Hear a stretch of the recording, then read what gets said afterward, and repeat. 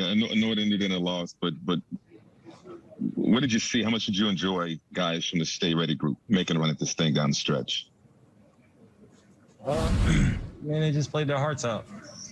That's all you can ask, coming out here to play the game that we all love. So just to go out there and compete, I'm sure they were chomping at the bit, especially get that win down the stretch for us. And I feel like they grew as a group. We grew as a team.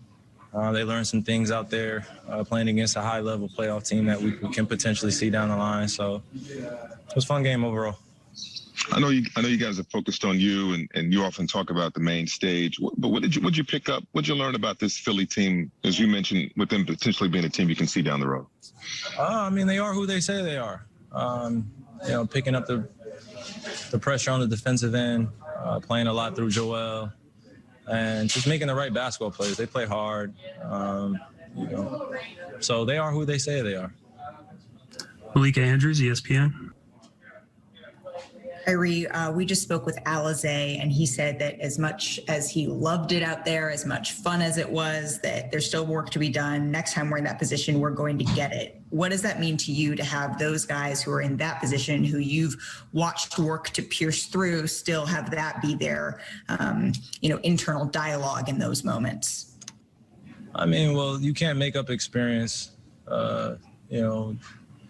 Can't fast track someone to being an experienced veteran. So when you have opportunities to be able to, play some tough, close games in the regular season, then, I feel like that does wonders for them in terms of their growth.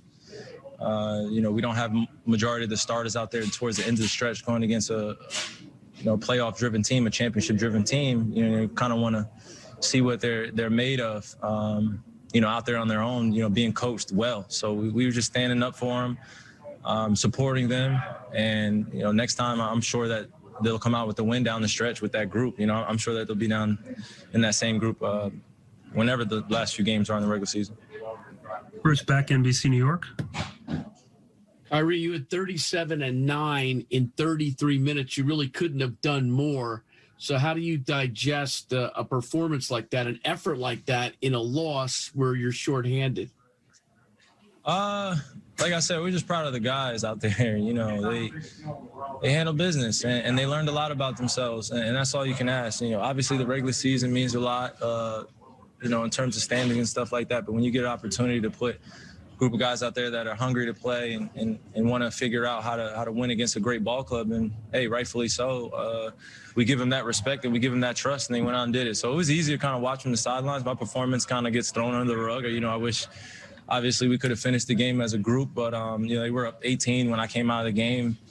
Hey, they're playing better. They're playing with more resolve. They're playing with more energy. Leave that group in and let them rock.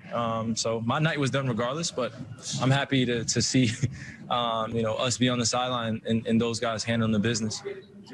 Brian Lewis, New York Post.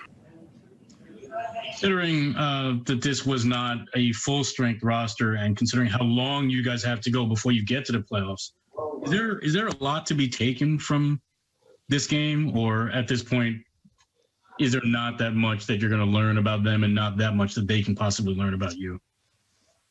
I don't know if we played a fully healthy game against one another, so I think that's yet to be seen.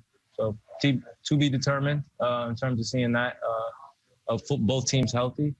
But in the interim, in the regular season, we've both teams have been pretty consistent of being on the road, being at home, and taking care of business. And we'll see each other down the line, hopefully, these next few coming months. Alex Schiffer, The Athletic.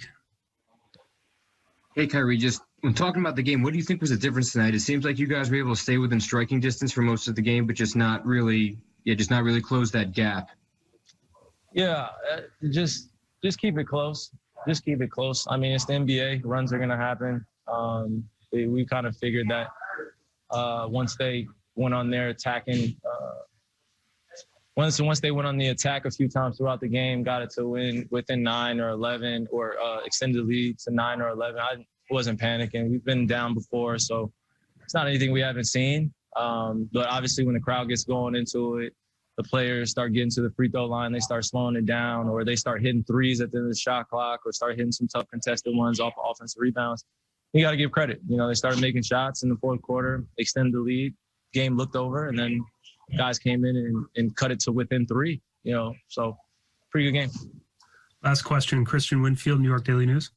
Hey, Kyrie, for DJ to basically be out of the rotation completely for 5 games and then come back and have the type of impact he had today, what does that say about him as, I guess, a professional, being able to just be ready to play when his number's called? And then B, you know, him as a roller and being a lob threat. Can you talk about what that does in terms of opening up opportunities for the offense and how that impacts the defense when he rolls and he's able to finish those lobs?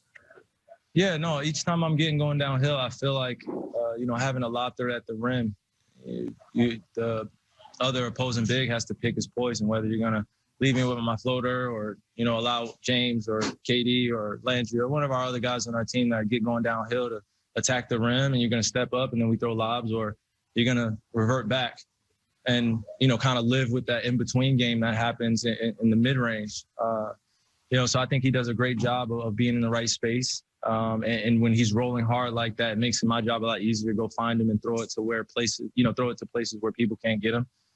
We've seen that capability from DJ his whole career. So it's not really a surprise, but I think what's a big surprise is just seeing kind of the attitude towards NBA players in general in terms of when they don't play. And, you know, it's just like, he's washed, or this guy doesn't do this. And it's just like, I leave that for the fandom and the audience that enjoy the NBA basketball game and love criticizing all of us. And he can't play anymore. And it's just like, you see all of it inevitably. And it's just funny because we work so hard every single day, diligently taking care of our bodies, taking years off our legs at times, trying to get ready to play these games. And when you see an NBA player go out and play well, it's just in his DNA. He's been playing basketball since he was in 8th grade, 7th grade. So it's not hard to be at a high level and stay there consistently, but we want to see him carry on that effort consecutively moving into the next game, whether he's playing or not.